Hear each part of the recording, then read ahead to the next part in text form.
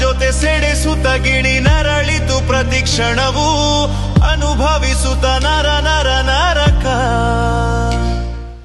Hello ನಮಸ್ಕಾರ ಸ್ನೇಹಿತರೆ. ಕಳೆದ ಜುಲೈ 18ನೇ ತಾರೀಕು ಧರ್ಮಸ್ಥಳ ಶ್ರೀ ಮಂಜುನಾಥ ಸ್ವಾಮಿ ದೇವಸ್ಥಾನದ ಕಾರ್ಯದರ್ಶಿ, ಧರ್ಮಸ್ಥಳದ ಧರ್ಮಾಧಿಕಾರಿ ವೀರೇಂದ್ರ ಹೆಗ್ಗಡೆ ಅವರ ಸೋದರ ಹರ್ಷೇಂದ್ರ ಕುಮಾರ್ ಜೈನ್ ಒಂದು ಗ್ಯಾಗ್ ಆರ್ಡರ್ನ ತರ್ತಾರೆ.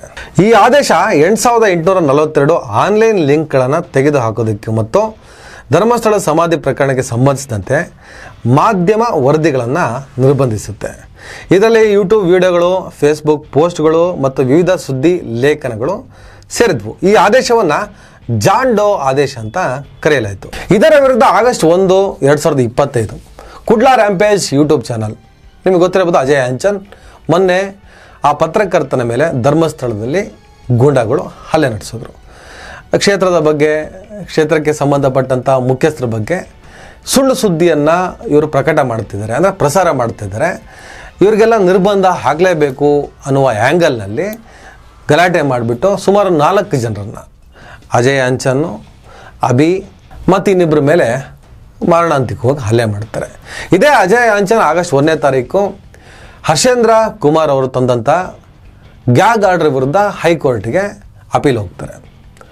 ಹೈಕೋರ್ಟ್ ಮುಖ್ಯ ನ್ಯಾಯಾಧೀಶರಾದಂಥ ನಾಗಪ್ರಸನ್ನ ಅವರು ಈ ಆದೇಶ ಕಾನೂನು ಬಾಹಿರ ಮತ್ತು ಪತ್ರಿಕಾ ಸ್ವಾತಂತ್ರ್ಯಕ್ಕೆ ಧಕ್ಕೆ ತರುತ್ತೆ ಅಂತ ಗ್ಯಾಗ್ ಆರ್ಡರ್ನ ರದ್ದುಗೊಳಿಸುತ್ತೆ. ಇನ್ನು ಆಗಸ್ಟ್ 5, 2025 ಮೂಲ ಗ್ಯಾಗ್ ಆರ್ಡರ್ ಜಾರಿಗೊಳಿಸಿದ ಬೆಂಗಳೂರಿನ 10ನೇ ಹೆಚ್ಚುವರಿ ನಗರ ಸಿವಿಲ್ ಮತ್ತು ಸೆಷನ್ ನ್ಯಾಯಾಧೀಶರು ಧರ್ಮಸ್ಥಳ ಟ್ರಸ್ಟ್ನಿಂದ ನಡೆಸಲ್ಪಡುವ SDM ಲಾ ಕಾಲೇಜಿನ ಪೂರ್ವ ವಿದ್ಯಾರ್ಥಿ.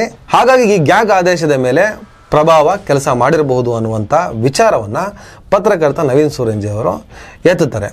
ಇದರ ಪರಿಣಾಮ ಈ ಪ್ರಕರಣವನ್ನು 17ನೇ ಹೆಚ್ಚುವರಿ ಸಿಟಿ ಸಿವಿಲ್ ಮತ್ತು ಸೆಷನ್ಸ್ ನ್ಯಾಯಾಲಯಕ್ಕೆ ವರ್ಗಾವಣೆ ಆಗುತ್ತೆ. ಆಗಸ್ಟ್ 7, 2025 ಗ್ಯಾಗ್ ಆರ್ಡರ್ನ ಮುಂದುವರಿಸುವಂತೆ ಧರ್ಮಸ್ಥಳ ದೇವಸ್ಥಾನ ಆಡಳಿತ ಮಂಡಳಿ ಹರ್ಷೇಂದ್ರ ಕುಮಾರ್ ಅವರು ಗ್ಯಾಗ್ ಆರ್ಡರ್ನ ಮುಂದುವರಿಸುವಂತೆ ಕೋರಿದ ಅರ್ಜಿಯನ್ನು ಸಿಟಿ ಸಿವಿಲ್ ಕೋರ್ಟ್ ತಿರಸ್ಕಾರ ಮಾಡುತ್ತೆ.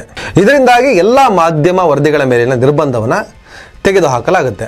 ಈ ಆದೇಶದ ವಿರುದ್ಧವಾಗಿ ದೇವಸ್ಥಾನದ ಆಡಳಿತ ಮಂಡಳಿ ಮತ್ತು ಹರ್ಷೇಂದ್ರ ಕುಮಾರ್ ಅವರು ಸುಪ್ರೀಂ ಕೋರ್ಟ್ಗೆ ಅಪೀಲ್ ಹೋಗ್ತಾರೆ. ಆಗಸ್ಟ್ 8, 2025 ಸುಪ್ರೀಂ ಕೋರ್ಟ್ ನ್ಯಾಯಮೂರ್ತಿಗಳಾದ ರಾಜೇಶ್ ಬಿಂದಾಲ್ ಮತ್ತು ಮನಮೋಹನ್ ಅವರನ್ನೊಳಗೊಂಡ ಪೀಠ ಗ್ಯಾಗ್ ಆರ್ಡರ್ ಜಾರಿಗೊಳಿಸುವುದನ್ನು ತಿರಸ್ಕಾರ ಮಾಡುತ್ತೆ ಹಾಗೂ ಇಂತಹ ಆದೇಶಗಳು ಸ್ವತಂತ್ರ ಭಾಷಣವನ್ನು ತಡೆಯಬಹುದು ಅಂತ ಹೇಳುತ್ತೆ. ಜೊತೆಗೆ ಬೆಂಗಳೂರಿನ ಸಿವಿಲ್ ಕೋರ್ಟ್ಗೆ 2 ವಾರಗಳ ಒಳಗೆ ಈ ವಿಷಯವನ್ನು ಮರುಪರಿಶೀಲನೆ ಮಾಡಿ ಅಂತ ಸೂಚನೆ ನೀಡುತ್ತೆ.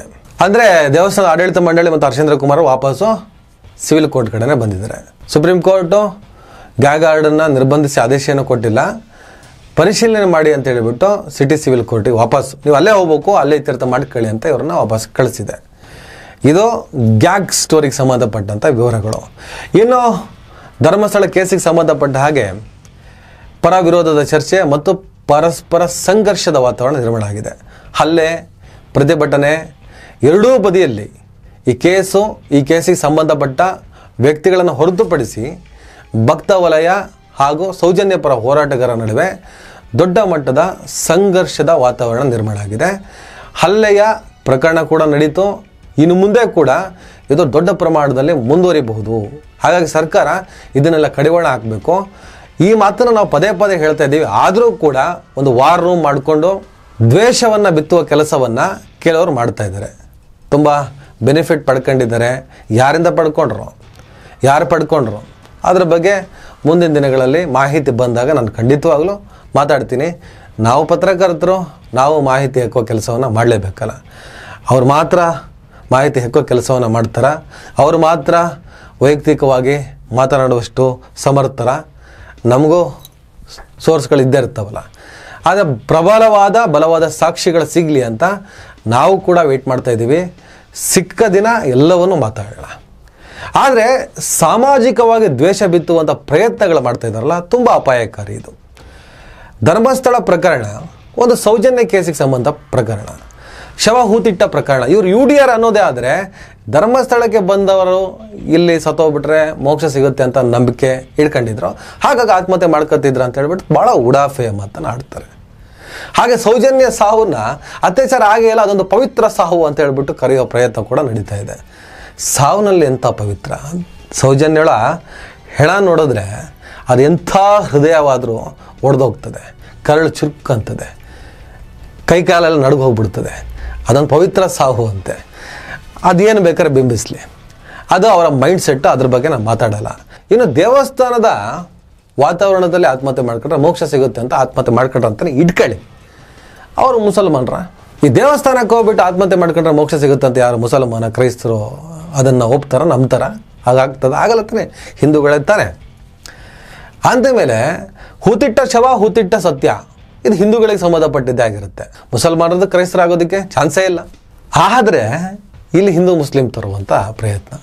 ಯಾಕಂದರೆ ಕೆಲ ರಾಜಕೀಯ ಪಕ್ಷಗಳು, ಮುಸಲ್ಮಾನರು, ಕ್ರೈಸ್ತರು ಇವರೆಲ್ಲರೂ ಸೌಜನ್ಯ ಪರ ನ್ಯಾಯಕ್ಕೋಸ್ಕರ ಆಗ್ರಹಿಸಿದರು. ಅಷ್ಟೇ ಸಾಕಿತ್ತು. ಸೌಜನ್ಯ ಪರ ಕೋಟ್ಯಾಂತರ ಜನ ಹಿಂದೂಗಳು, ಹಿಂದೂ ಸಂಘಟನೆಯವರು, ಹಿಂದುತ್ವವನ್ನೇ ಉಸಿರಾಡುವವರು, ಹಿಂದುತ್ವವನ್ನೇ ಉಸಿರಾಡಿಕೊಂಡು ಬಂದವರು, ಹಿಂದೂ ಜಾಗರಣ ವೇದಿಕೆಯವರು, ಬೇರೆ ಬೇರೆ ಹಿಂದುತ್ವದ ಸಂಘಟನೆಗಳು ಇವರೆಲ್ಲರೂ ಕೂಡ ಸೌಜನ್ಯ ಪರ ಧ್ವನಿಯನ್ನು ಎತ್ತುತ್ತಿದ್ದಾರೆ.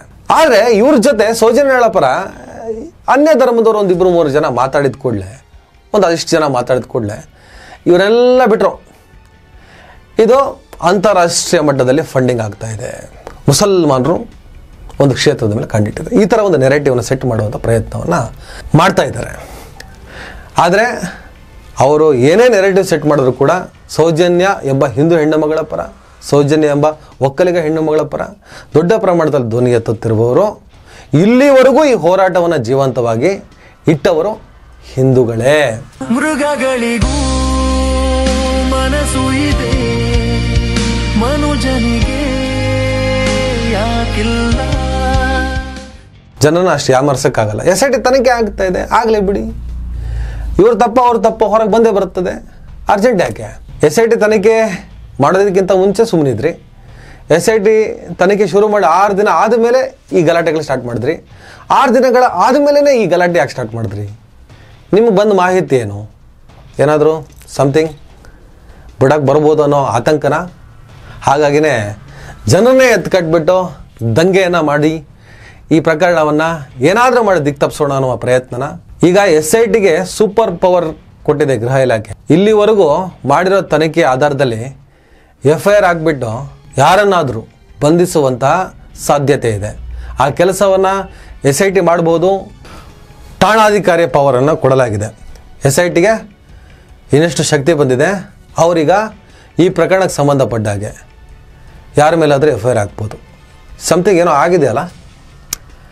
ಇದ್ದಕ್ಕಿದ್ದಂಗೆ ಗೃಹ ಇಲಾಖೆ ಈ ಆದೇಶವನ್ನು ಹೊರಡಿಸಿದೆ ಅಂದರೆ ಈ ತನಿಖೆಗೆ ಸಂಬಂಧಪಟ್ಟಂಗೆ, ಈ ಪ್ರಕರಣಕ್ಕೆ ಸಂಬಂಧಪಟ್ಟಾಗೆ ಏನೋ ಒಂದು ಹಿಂಟ್ ಸಿಕ್ಕಿದೆ. ಅದೇನು? ಅದು ಪೊಲೀಸರಿಗೆ ಮಾತ್ರ ಗೊತ್ತು.